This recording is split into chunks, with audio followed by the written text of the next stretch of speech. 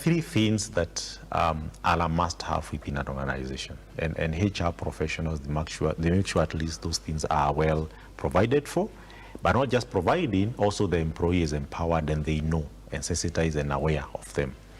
The first of course, is the physical working environment, because again, the physical interaction within the workplace, there are people, and I think there has been several cases even in the media, if you're working in a quarry where you have a risk of, something falling on you, definitely that, of course, put your life at risk.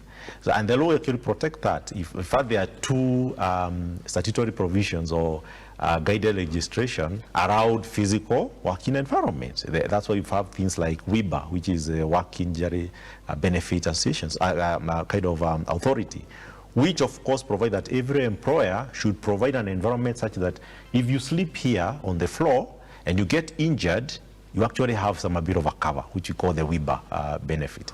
This is what you call the Occupational Safety and Health Act, which also provide that you have some minimal basic equipment and infrastructure, things like the fire extinguishers, very basic things within the office and within the working environment, and it's an entitlement actually you have. So if your employer does not provide that, you have all the legal position actually to go and demand that to be provided for you, because your health comes first before the work. Safety comes first before the work. So if you're employed by an employer where you're supposed to have a life jacket, for example, and you don't have it, then of course that's an infringement of the law. If you're employed in a place, maybe in construction, and you don't have a helmet, that's a very basic provision in terms of equipment, the tools of work, all those are physical infrastructure. That's number one.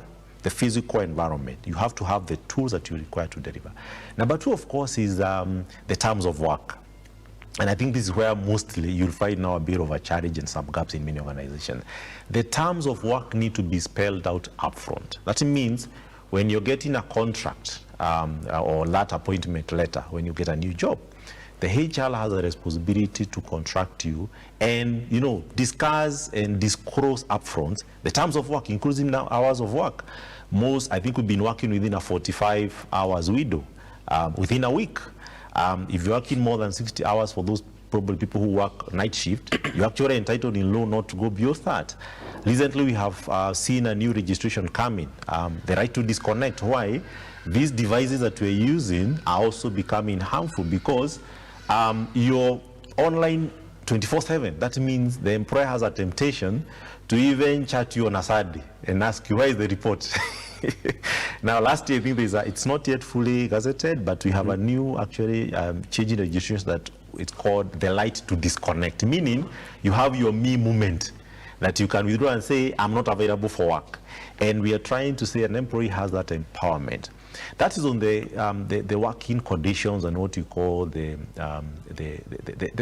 terms of reference in terms of your work. That means hours of work, the number of hours you work, when you're entitled for overtime or not, and also, things to do like absence or leave. And there are people where you find you're being forced to work like a donkey 24/7.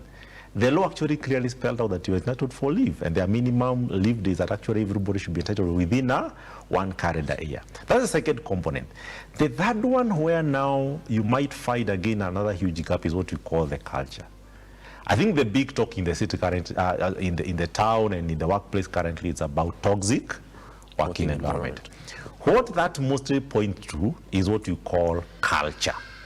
Now, the working culture is very key. There are places where people work like in a military, you're in an organization, but your boss kind of treat you like a military. We all know the current generation that we have, which Generation Z, the millennial generation, they're not like the older generations where a boss speaks and somebody just, obey.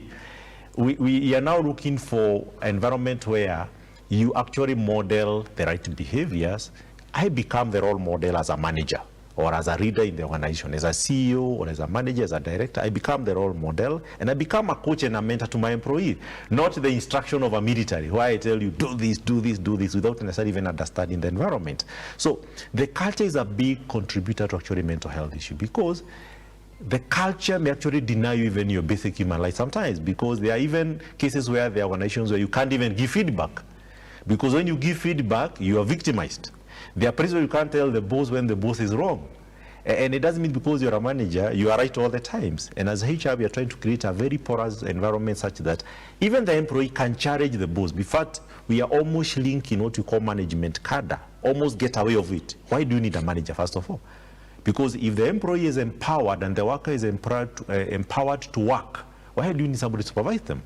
We are almost now trying to almost kind of get rid of that management hierarchy, because sometimes actually the contributor for employee disengagement. In fact, other research also shows us for the last almost 2 decades, people don't resign organization. They resign who? They resign their bosses. So if you talk to people who are leaving and they resign, they'll tell you, I actually had an issue with my boss. There are more situations around that manager-employee relationship than actually the work itself. So culture is a big thing. And if the culture is not allowing you to be able to expedite yourself through your potential, there's cultures where there are things like abuse, sexual harassment that is around, and nobody, get accountable for it. The law have tried to protect us because the even provision currently, if you have a certain number of employees in a company, you have actually to have a sexual harassment policy. Now, all those culture aspects can actually affect an employee, because you'll be working in an environment that is so toxic, you are abused, but because you have a pay and you have to earn your living, you kind of just persevere, which is wrong. In fact, we are encouraging people to come out. That's why there are things like whistleblowing policies where can we whistleblow without being victimized that you said something that is happening wrong within the organization. Just to cut you short, I believe that is where the issue of